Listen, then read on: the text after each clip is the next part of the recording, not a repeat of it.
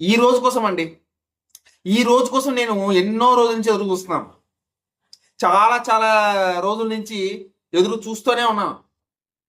ఎప్పుడెప్పుడు వస్తదా? ఎప్పుడెప్పుడు వస్తదా? అని. మన కళ్యాణ్‌కి గాని, తనూజకి గాని, మ్యూచువల్ ఫ్యాన్స్‌కి గాని, మన కళ్యాణ్ ఇండివిడ్యువల్ ఫ్యాన్స్‌కి గాని, తనూజ గారి ఇండివిడ్యువల్ ఫ్యాన్స్ కొంతమందికి గాని, అందరికీ గుడ్ న్యూస్. అందరికీ పీడ విరగడయింది. అదేంటంటే, ఆ సూర్యుడు ఎవడైతే ఉన్నాడో, వాడు లైవ్‌లు ఆపేస్తున్నాడంట. విన్నాక మీకు కూడా హ్యాపీగా అనిపించిందా? చెప్పాడంట లైవ్‌లు ఆపేస్తున్నా అని చెప్పేసి. ఈ ఈ డెసిషన్ తీసుకోవడం కోసం, వాడి డెసిషన్ తీసుకోవడం కోసం నేను ఎప్పటి నుంచో ఎదురు చూస్తున్నాను. ఒక దయ్యం, ఒక భూతంలా పట్టుకున్నాడు అనమాట మనల్ని కానీ, మన కళ్యాణ్ని కానీ, మన తనూజని కానీ.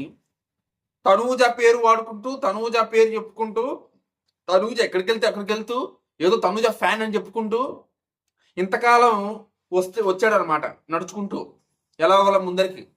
కానీ ఇప్పుడు మన కళ్యాణ్ ఫ్యాన్స్ ఏదో స్ట్రోక్ ఇచ్చారంట, పెద్ద ఇది మంచి స్ట్రోక్ ఇచ్చారంట. అది నాకు తెలుసు, బయట చెప్పకూడదు అనమాట, చెప్తే మన ఇబ్బంది అవుద్ది.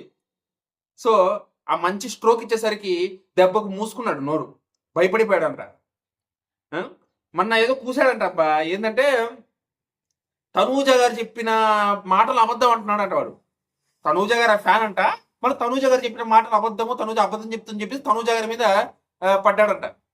సో వాడు తనూజ ఫ్యాన్ కాదన్న విషయం అర్థమైపోయింది. అక్కడ కళ్యాణ్ హేటర్ అన్న విషయం అర్థమైపోయింది.